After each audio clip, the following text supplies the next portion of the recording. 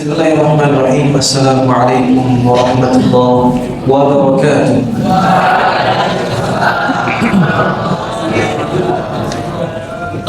Alhamdulillah. Alhamdulillahilladzi bi ni'matihi tatimmus shalihat wa bi fadlihi tatanazzalul khairat wal barakat. Thumma Allahumma shalli wa sallim wa zid wa barik wa an'im ala nabiyyina Muhammad sallallahu alaihi wasallam wa ala alihi wa sahbihi wa sallama tasliman katsiran ba'du.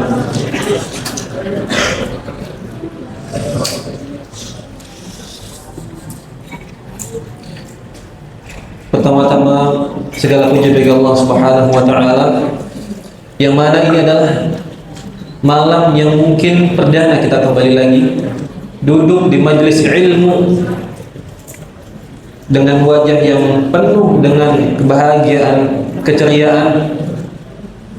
Ya, setelah antum belajar ya ataupun menghafal Al-Qur'an, ya kita duduk bersama di sini. Ya, tentu tujuannya bukan hanya sekedar duduk formalitas saja, bukan hanya sekedar menulis apa yang disampaikan, tapi sejatinya kita duduk di sini adalah untuk jihad fisabilillah, untuk mendapatkan ridha Allah Subhanahu wa taala, untuk berkumpul kembali setelah kita berkumpul di sini, kita berkumpul di surga Allah Subhanahu wa taala insyaallah. Maka dari itu ayuhal tulab, marilah kita bersyukur kepada Allah Subhanahu wa taala. Antum semua ya, dengan penuh perjuangan di ma'had ini, antum adalah santri-santri pilihan yang Allah pilih untuk diberikan kesempatan belajar menuntut ilmu. Jangan sia-siakan apapun yang telah Allah berikan. Janganlah kita berkhianat dengan nikmat Allah. Allah Subhanahu wa taala yang telah memerintahkan Nabi Muhammad SAW untuk menyampaikan risalahnya, dan Nabi SAW menyampaikan risalahnya untuk kita pegang. Tamassaku bisunnati wa sunnatil khulafa'ir rasyidin al-mahdiyyin 'addu 'alaiha bin nawajid. Peganglah sunnahku, kata Rasulullah, dipegang kuat-kuat. Wa sunnah al-khulafa'ir rasyidin al-mahdiyyin, dan juga sunnah-sunnah yang dicontohkan oleh khulafa'ir rasyidin, para sahabat. A'addu 'alaiha bin nawajid. Peganglah kuat-kuat, peganglah erat-erat dengan gigi geraham kalian. Ya, saking banyaknya fitnah di akhir zaman, banyak godaan yang akan selalu membawa kita kepada syubhat, syahwat. Tentu ini adalah karunia dari Allah Subhanahu wa taala. Tak lupa juga kita berselawat kepada Nabi Muhammad sallallahu alaihi wasallam, dan juga untuk keluarganya, sahabatnya, dan pengikutnya hingga akhir zaman. Kaifa halukum ayyuhat tullab? Alhamdulillah, masya Allah, semuanya semangat. Semoga tidak ada yang tidur, semoga tidak ada yang mengantuk, dan juga semoga tidak ada yang mengobrol, sibuk dengan apa yang disampaikan di depan. Ini adalah sifat seorang penuntut ilmu. Taib, yang mana pada malam hari ini ataupun nanti pada malam-malam berikutnya, setiap malam Kamis, ya Kamis malam Jumat, itu akan diadakan kajian yang biasanya mungkin antum ada halaqatul Quran.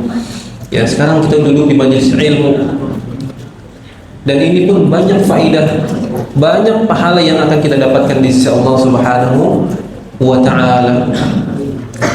Yang mana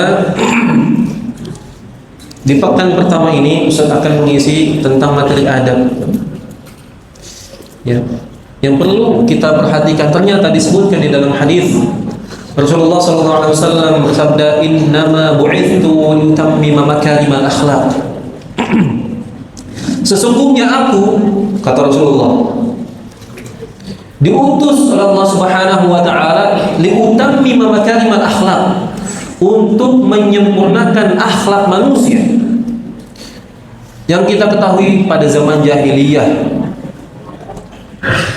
bahwa anak perempuan dikubur hidup-hidup, berhala-berhala diletakkan di Ka'bah dan ditulis-tulis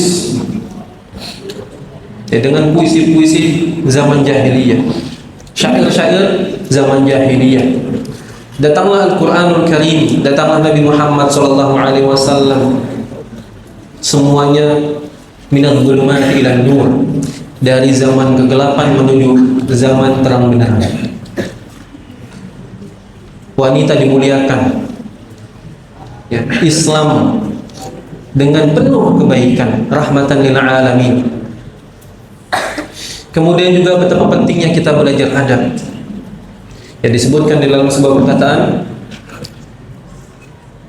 al-ilmu bila amalin kasyajari bila samarin, wal ilmu bila adabin kasyajari bila warqin. Ilmu tanpa amal, kita memiliki banyak ilmu, menghafal Al-Quranul Karim, tapi tidak mengisi keseharian kita dengan apa yang sudah kita dapatkan dari ilmu tersebut, tidak mengerjakan perintah-perintah Allah Subhanahu wa taala, padahal kita sudah berilmu, sudah banyak menghafal ayat-ayat, sudah banyak menghafal hadis. Kasyajari bila samarin, sama halnya seperti pohon yang tidak ada buahnya. Ya, sudah kita rawat baik-baik, kita jaga baik-baik, bertahun-tahun tidak pernah numbuh buah. Tapi lebih parah lagi, al-ilmu bila adabin kasyajari bila warqin. Ilmu tanpa adab. Kita semua dikaruniai Allah Subhanahu wa taala ilmu pengetahuan. Di kelas belajar matematika, belajar adab, belajar akidah, belajar fikih, dari ilmu-ilmu yang lain, tapi ternyata tidak mengamalkan adabnya, tidak memiliki etika, ya, tidak beradab kepada teman, tidak beradab kepada orang tua, tidak beradab kepada guru, maka dikatakan kasyajari bila warqin, sama halnya seperti pohon yang tanpa daunnya. Ya, pohon tanpa daun akan mati. Ya, tidak ada yang bisa hidup. Ya, kering, tidak menghasilkan buah. Ya, apalagi ya sampai tumbuh subur. Wal'iyadzubillah. Maka dari itu, ayuhat tulab, diharapkan dengan adanya kajian ini kita menjadi orang-orang yang menjadi panutan untuk kaum muslimin di luar sana. Kita akan berdakwah dengan akhlak kita. Kita akan mengajak orang di luar sana dengan kepribadian kita yang sudah kita tanamkan. Disebutkan bahwa Rasulullah SAW kana khuluqul Quran. Rasulullah SAW akhlaknya itu adalah Al-Quran, isi Al-Quran.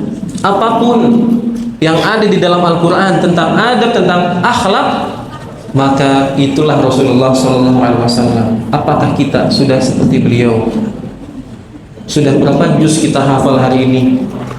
Ada yang sudah 5 juz, 10 juz, 20 juz, atau mungkin dalam membaca sudah selesai 30 juz. Ya. Apakah kita sudah mengamalkan adab-adab yang ada di dalam Al-Quranul Karim? Betapa indahnya Islam, ya, menyebutkan dan juga mengajarkan umatnya dengan sempurna, mulai dari bangun tidur sampai antum tidur, mulai dari yang di masjid sampai yang di hammam, diajarkan adabnya oleh Rasulullah SAW. mulai dari makan, minumnya sampai berjalan kaki diajarkan oleh Rasulullah Shallallahu Alaihi Wasallam. Maka disebutkan di dalam Al-Quran, Al-yawma akmaltu lakum dinakum wa atmamtu alaikum ni'mati wa raditu lakum al-islam dinan.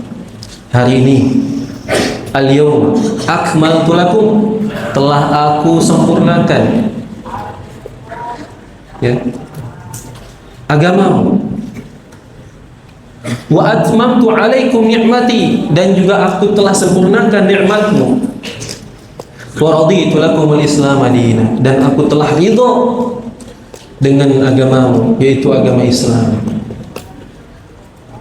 Inna dina indallahi al-Islam, hanya agama Islamlah yang berada di sisi Allah Subhanahu wa ta'ala. Maka agama ini sebetulnya sudah sempurna, tidak perlu ditambahkan, tidak perlu dikurang-kurangi.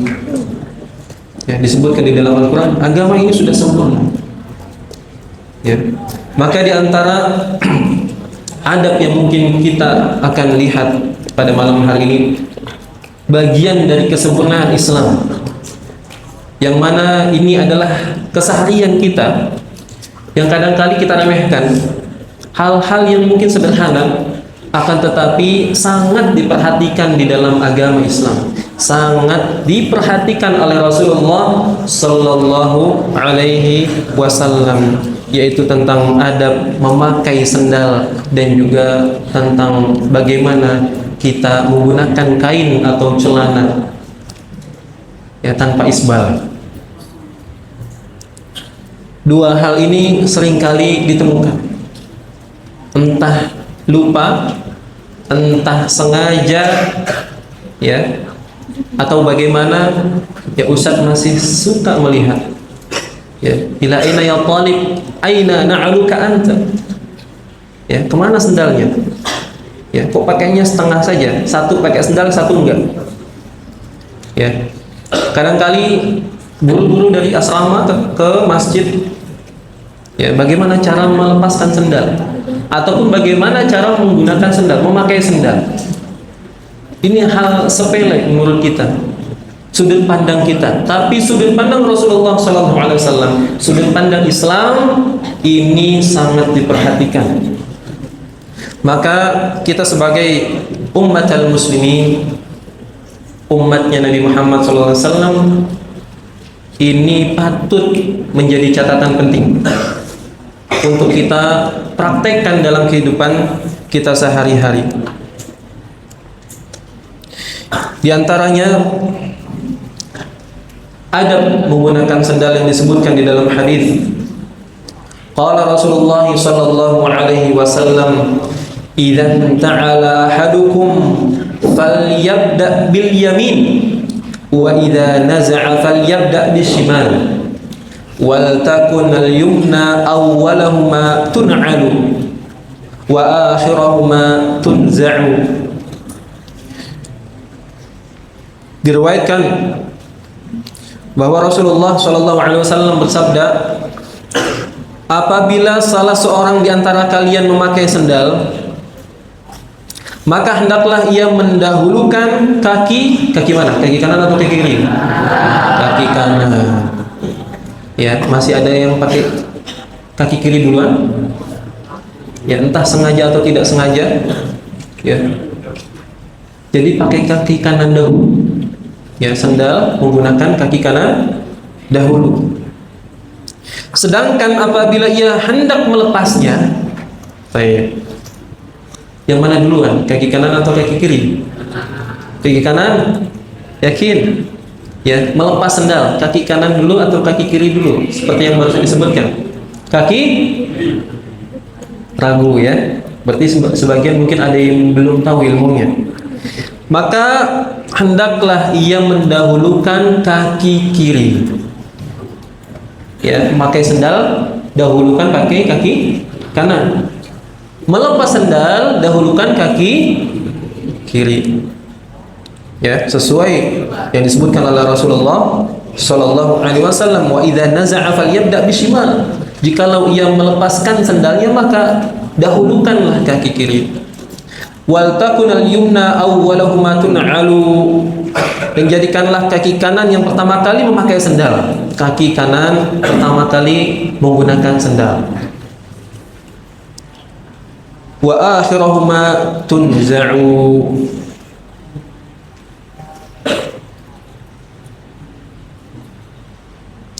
Taib hadis diriwayatkan oleh Imam Bukhari.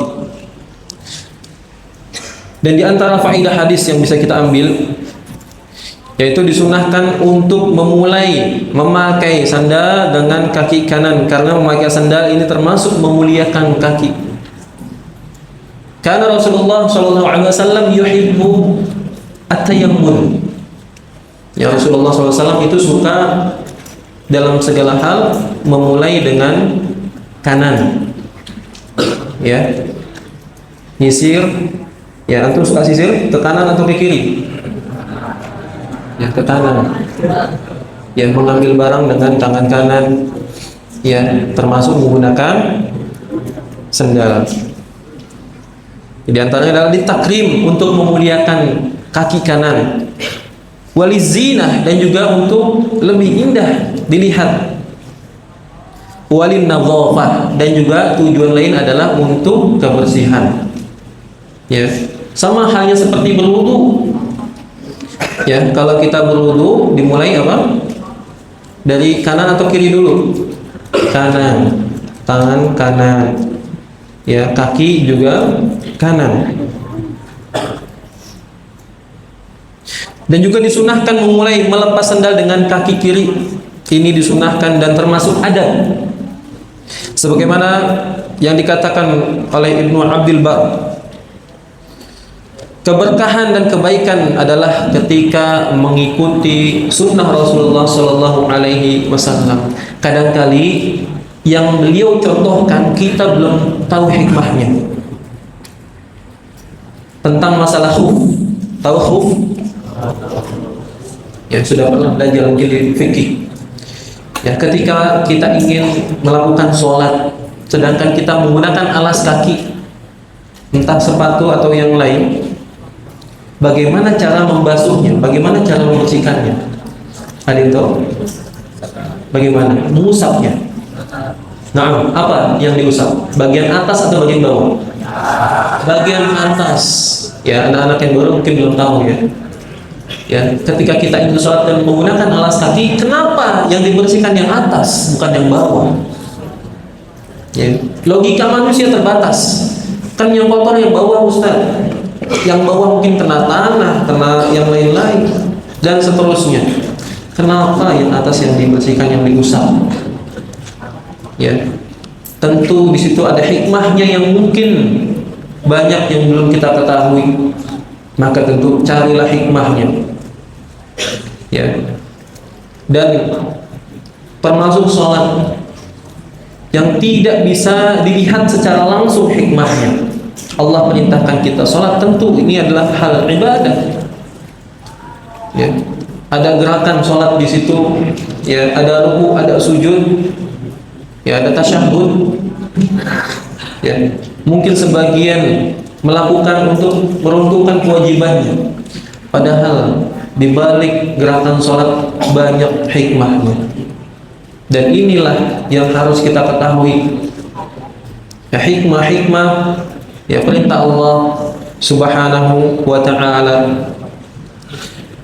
Kemudian juga dikatakan oleh Imam As-San'ani rahimahullahu ta'ala, ada kata ijma', yaitu disepakati oleh para ulama, ya, bahwa adab yang dimaksud di sini adalah hukumnya sunnah. Ya, hukumnya sunnah. Bagaimana kalau hukumnya sunnah?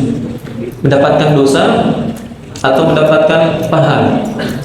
Mendapatkan pahala. Tayyib, ini adalah salah satu sunnah. Ya, maka marilah kita contoh sunnah Rasulullah Shallallahu Alaihi Wasallam. Kemudian di hadis yang lain Rasulullah Shallallahu Alaihi Wasallam juga bersabda, la yamshi ahadukum fi na'lin wahidatin. Janganlah salah seorang di antara kalian berjalan dengan satu sandal. Ada yang masih suka pakai satu sandal, ya. Janganlah, ini larangan. La yamshi, larangan. La yamshi ahdukum fi na'lin wahidatin, janganlah kalian menggunakan sandal dengan satu sandal saja. Aw liyakhla'huma jami'an, hendaklah ia memakai keduanya atau melepaskan keduanya. Jadi kalau antum sedang mencari sandal, Ustaz, sandal anda hilang satu sebelah, Ustaz. Ya, jadi anda pakainya sebelah dulu sampai ketemu sandalnya. Lah, kata Rasulullah, pakailah keduanya atau lepas keduanya. Kalau seandainya sandal antum belum ketemu satu lagi, ya jangan dipakai dulu, ya dibawa saja, ya sampai ketemu satu lagi. Ya, itu lebih baik dan lebih mengikuti sunnah Rasulullah Sallallahu Alaihi Wasallam. Ya. Hadis ini diriwayatkan oleh Imam Bukhari dan Muslim dengan hadis muttafaqun alaihima. Yang mana di antara faedah yang bisa kita ambil, yaitu seorang muslim dilarang berjalan dengan satu sandal. Ini larangan. Ya, kalau sudah disebut larangan maka jangan dilakukan. Rasulullah sudah melarang ini. Dan Rasulullah sudah memberikan solusinya, yaitu memakai keduanya atau melepaskan keduanya.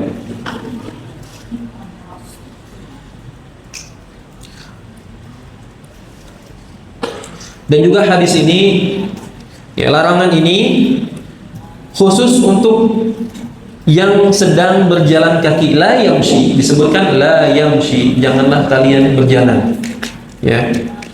Bukan saat duduk atau berdiri saat menggunakan sandal. Ya, kita normalnya manusia yang berdiri kemudian menggunakan satu kaki dulu kanan baru kaki kiri. La ba'sa bihi. Hari bidayah. Ya, ini adalah permulaan kita menggunakan sandal. Ya. Tapi kalau kita sudah mulai melangkah, satu langkah, dua langkah, tiga langkah, pakai satu sandal saja, entah disengaja atau tidak sengaja, ini sudah masuk larangan Rasulullah Sallallahu Alaihi Wasallam.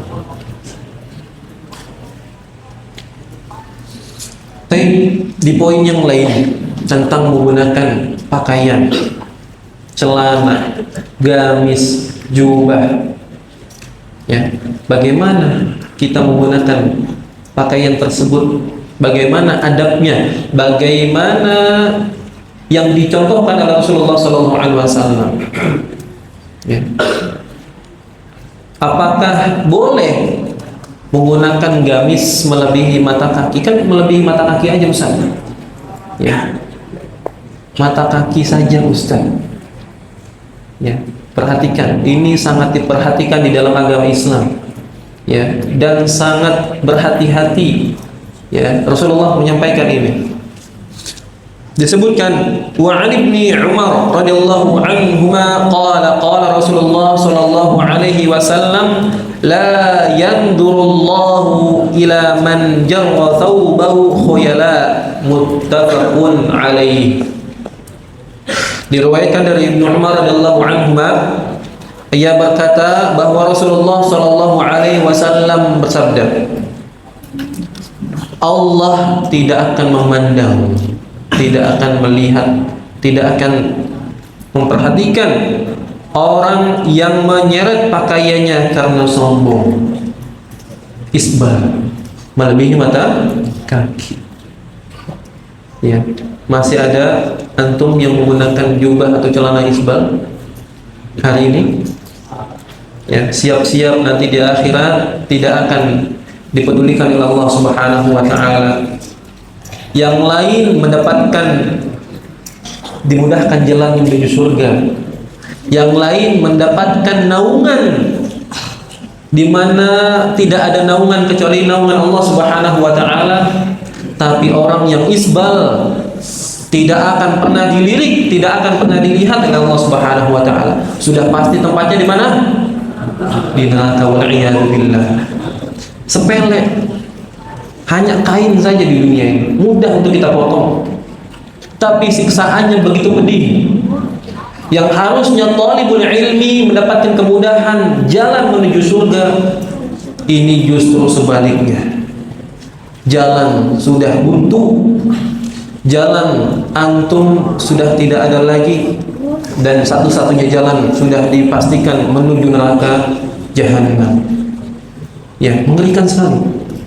Kita belajar di sini yang disebutkan di dalam hadis, ya, man salaka tariqan yaltamisu fihi ilman sahhalallahu lahu bi tariqan ilal jannah. Allah sudah janjikan antum dimudahkan jalan menuju surga. Tapi kita menentang itu semua dengan menggunakan pakaian, dengan menggunakan celana yang isbal. Ya. Celana isbal itu bisa dibuang, dipotong bagiannya sedikit saja, tetap bisa dipakai, tetap terlihat ganteng insya Allah, tetap terlihat rapi. Bahkan sebagian orang-orang modern sekarang, ya, menggunakan celana-celana yang tidak isbal. Ya, orang-orang yang modern sekarang sudah banyak yang tidak menggunakan celana isbal, tertinggal zaman. Ya, dan Nabi SAW ini ternyata terbukti, ya, bahwa rafi itu adalah mengikuti contoh dari Rasulullah Shallallahu Alaihi Wasallam. Coba bayangkan celana atau gamis atau apapun, ya, yang menyeret atau yang terseret, terseok-seok, ya, pakaiannya di jalan, ya, ataupun di tanah, itu akan nempel semua kotoran-kotoran, tanahnya, najisnya, ya. Antum tidak rasakan itu, dan antum bawa sholat, Allahu Akbar, sah tidak sholatnya? Tidak. Ya, padahal kita sholat 5 waktu, habis waktu kita untuk sholat, pahalanya tidak ada. Maka sangat disayangkan sekali, ya, menggunakan pakaian yang isbal, apalagi tambah dengan kesombongan. Ya, tidak akan masuk surga, ya, yang mana di dalam hatinya ada kesombongan meskipun sebesar biji zarrah. Meskipun kesombongannya sebesar biji zarrah, kecil sekali, ya, tapi ada rasa sombong. Kapan sombongnya? Saat menggunakan pakaian isbal, ya, sepele di hadapan manusia. Mungkin manusia lain tidak melirik, ya, sudah banyak orang-orang di luar sana isbal, ya. Mereka apa sempurnanya, apa bagusnya? Ya, tidak ada sedikit pun, ya. Lebih baik dilirik oleh Allah Subhanahu wa taala, diperhatikan oleh Allah Subhanahu wa taala di dunia dan akhirat, daripada antum hanya dilirik sekejap mata oleh orang yang mungkin belum tentu mendampingi antum di akhirat kelak. Di sini di dunia kita mungkin bisa dilirik oleh sebagian segelintir manusia, di akhirat sudah pasti tidak akan dilirik oleh Allah Subhanahu wa taala. Ya, ini adalah azab yang sangat mengerikan sekali. Sudah tentu, ya, kalau di akhirat tidak akan pernah dilihat Allah, mulai masuk ke liang kuburnya sudah mendapatkan siksa Allah. Coba bayangkan disiksa sepanjang tahun sampai menuju hari kiamat. Ya, mengerikan sekali. Ya. Dan di antara faedah yang bisa kita petik, yaitu hadis ini menunjukkan terlarangnya memakai pakaian yang menjulur, ya, hingga ke tanah, yang melebihi mata kaki, yang disebut sebagai isbal, ya, yang disebut sebagai isbal. Hukumnya haram, hukumnya haram, bukan makruh, bukan, haram. Ya, haram ini sama hukumnya seperti zina. Haram ini hukumnya sama seperti minum khamr. Haram ini sama seperti uququl walidain, ya, durhaka kepada kedua orang tua. Haram ini sama seperti as-sariqah, mencuri, ya. Dan isbal termasuk perbuatan yang diharamkan Allah Subhanahu wa ta'ala, dan termasuk dosa besar. Ya. Disebutkan dosa itu mukaffiratun lima bainahun, akan terhapus ya di antara Ramadan dengan Ramadan. Ya, al-jum'ah dengan al-jum'ah, majtunibatil kabair, selama orang tersebut menjauhkan dirinya dari dosa besar. Ya. Jadi bisa jadi dosa besar itu tidak diampuni Allah Subhanahu wa ta'ala. Jangan dianggap sepele dosa itu. Ya, majtunibatil kabair, selama orang tersebut menjauhkan dirinya dari dosa besar. Dosa kecil itu akan dihapus oleh Allah Subhanahu wa ta'ala selama ia melaksanakan puasa Ramadan, selama ia melaksanakan sholat Jumat dan seterusnya, yang disebutkan di dalam hadis Nabi Muhammad sallallahu alaihi wasallam.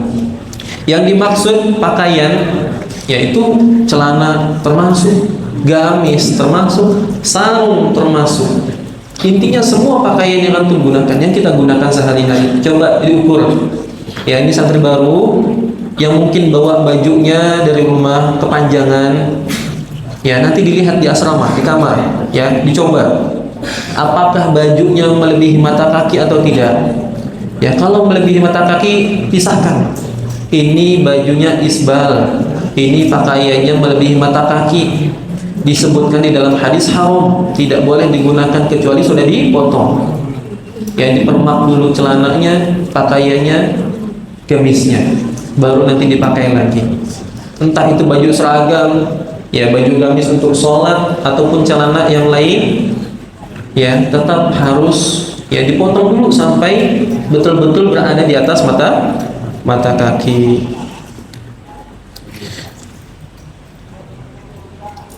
Kemudian juga disebutkan di hadis yang lain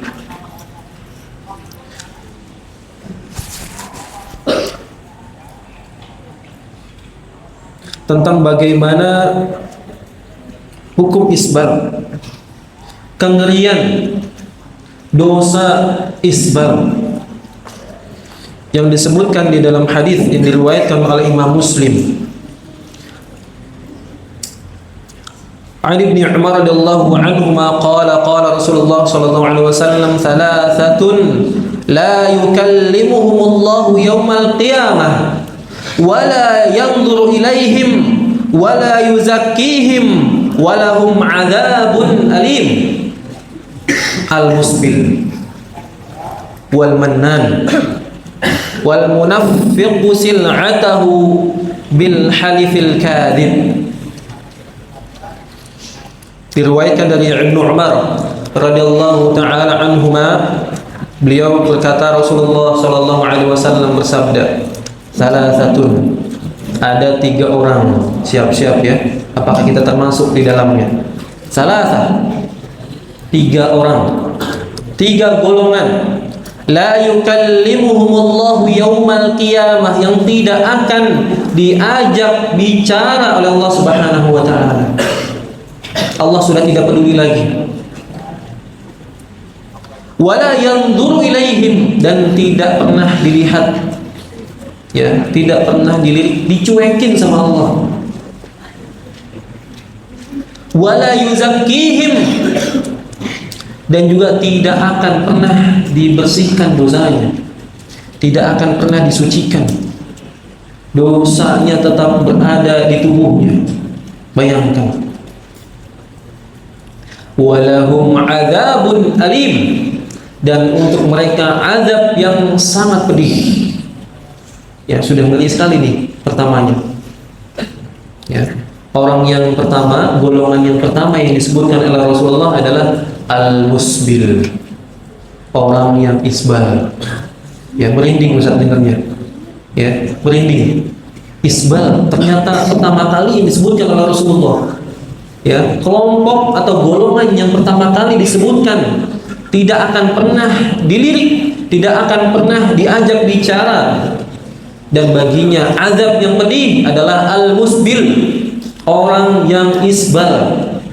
Ya, jangan dianggap remeh. Ya, ngeri sekali.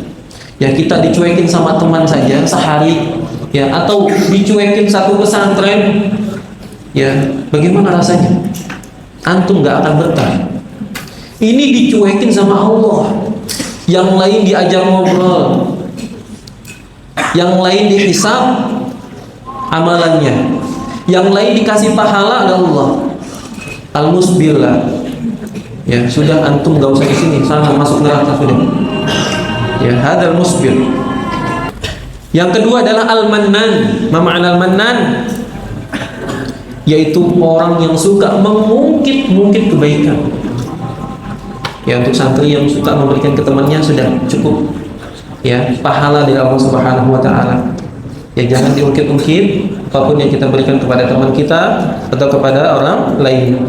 Dan juga yang terakhir ada al-munaffiq sil'atahu bil halifil kadhib. Orang yang menjual dagangannya dengan sumpah yang palsu. Ya, ini wallahi ini barangnya bagus, wallahi enggak ada yang rusak.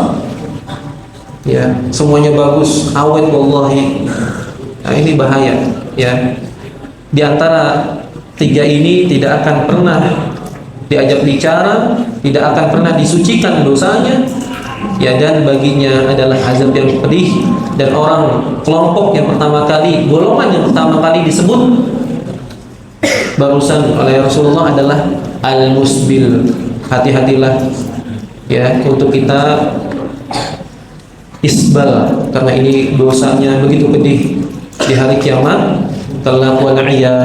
Semoga yang sedikit, yang singkat ini bermanfaat untuk kita semua. Marilah kita amalkan apapun yang menjadi perintah Allah dan Rasulnya, dan kita tinggalkan larangan Allah dan Rasulnya. Aku lakum syukran wa jazakumullahu khairan katsiran. Nakhtatim bi du'ai kafaratul majlis. Subhanakallahumma wa bihamdika asyhadu an la ilaha illa anta astaghfiruka wa atubu ilaik. Wassalamu alaikum warahmatullahi wabarakatuh. ولقد يسرنا القرآن للذكر فهل من مدكر